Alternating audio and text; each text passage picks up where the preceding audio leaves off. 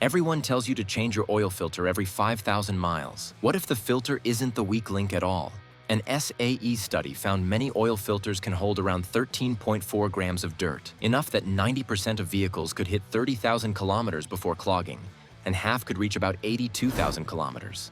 So, what clogs first? The tiny filter up front, your air filter, fighting the dust that turns oil into a lapping compound. Today, we'll show why obsessing over oil intervals misses the real threat, and how air filtration can double your engine's odds in high-dust regions.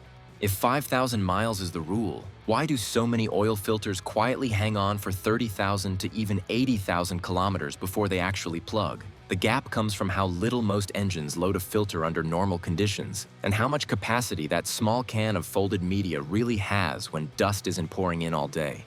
A large field analysis found that a filter with about 13.4 grams of holding capacity lines up with 90% of vehicles reaching around 30,000 kilometers before restriction forces bypass, and about half stretching near 82,000 kilometers when conditions stay favorable. That means the filter's storage space for debris, not the calendar, decides when it's done. Yet we still change the filter with every oil swap because it feels safe, and because service schedules assume lots of airborne dirt, short trips, cold starts, and a margin for abuse. Marketing piles on by quoting short intervals built around worst-case loads. So, the every oil change habit sticks even when the media has tons of room left. Think about the daily driver who cruises a temperate city with a sealed intake path, intact airbox clips, paved routes, and steady highway speeds. The crankcase sees fewer blow-by spikes, the air filter isn't breathing talc all week, and soot loads stay tame. In that kind of routine, the oil filter gathers contaminants slowly for months, not days, and the pressure drop across the element barely moves until a lot of grams stack up. Here's another twist from the same research set. Turbo versus non-turbo didn't shift clogging rates in a meaningful way, and gasoline versus diesel didn't either. Locate the oil drain plug on your vehicle and place your oil collection pan underneath it. Using a socket ratchet, remove the plug from the oil pan on your vehicle. The oil filter is usually located beside the oil pan or under the hood of your vehicle near the engine. Use your finger to dab a bit of fresh oil on the new filter's gasket and spread it around evenly. Then twist the filter onto the stud and tighten by hand until it is snug. Clean around the cap before removing it so no dirt falls into the engine. Take the cap off and place the funnel into the opening. Add the amount of oil specified in your owner's manual and then replace the cap. That challenges the knee-jerk idea that boost or fuel type makes a typical full-flow oil filter fill up sooner. The bigger swing came from the dirt the engine inhales, not the badge on the valve cover. So if you're blaming the turbo, you may be looking in the wrong direction. To sort out why some filters last longer, separate 3 traits.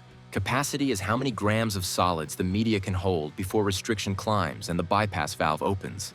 Efficiency is what fraction of a given particle size it traps on each pass, often better in synthetic media at small microns. Restriction is how hard the pump has to push to move oil through. Tighter media or fewer effective pleats raise pressure drop and can trigger bypass even if capacity isn't maxed. Cellulose elements usually trade lower cost for lower efficiency and capacity, while synthetic or blended media combine finer fibers with stable pores, so they hold more with less restriction. Pleat density and stiffness matter too. Well-supported, evenly spaced pleats use the full surface, while sloppy stacks collapse and lose volume fast. Real numbers show the spread. A Wix XP can hold about 18.1 grams. Fram Ultra sits near 13.6 grams. Purolator Boss lands around 12.5 grams. Royal Purple measures near 10.1 grams. And Delco UltraGuard Gold about 9.1 grams. That's a meaningful range in how long a filter can accept debris before its bypass spring has to step in. The catch is that most cars never feed that much grit to the oil in a short span, so even mid-pack capacity isn't getting challenged on a quiet commute. And that points to the real setup. Even when the oil filter has room to spare, the real messmaker shows up ahead of it. Dirt that sneaks past the first stage doesn't ask the oil filter for permission. It settles in the sump and circulates until it either gets caught or causes wear. In clean to moderate environments, the oil filter isn't the pinch point. It's running well under its ceiling for long stretches and could keep guarding the engine past the next routine oil change without choking. So if the oil filter isn't dictating your schedule, what tiny filter up front is actually drowning first? Which tiny cheap filter can double its workload in a single dusty day and quietly turn clean oil into something abrasive? The one in your intake. The engine air filter is your first line of defense, and every grain it fails to stop doesn't vanish. It heads straight through the cylinders and into the sump. That means the oil starts carrying the fallout from dirty air long before the oil filter even gets a chance. When that happens, the oil doesn't just look bad. It behaves like a mild grinding paste that raises wear on rings, bearings, and cams. That's the quiet link between what your engine breathes and what your oil must carry. Here's where the swing gets big. In regions with heavy ambient dust, Africa, Australia, the Middle East, and much of South America, filters face roughly 50 to 100% higher clogging rates compared to Western Europe. Same engines, completely different load on the intake side. The air filter isn't just trapping more, it's doing it faster, which raises intake restrictions sooner and lets more fines slip if the media or sealing isn't up to it. Move from coastal city streets to a desert edge, and the job that looked easy yesterday becomes a full-time grind today. Why does that matter so much for wear? Those fines that make it past the air filter don't all burn away. A portion survives combustion, ends up in the oil, and lingers right in the size range that does the most harm. Particles around 4 to 6 microns are notorious because they're common.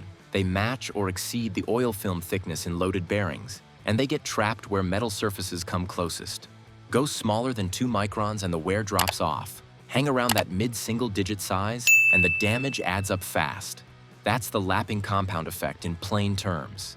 Now add a tough truth about full-flow oil filters. Many solid name-brand elements deliver a beta ratio near 2 at about 20 microns, which translates to roughly 50% capture at that size. So the fines that hurt most, right in that lower single-digit to teens window, often keep circulating.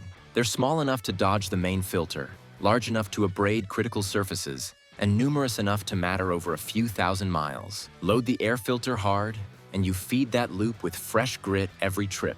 You can see it in a single weekend.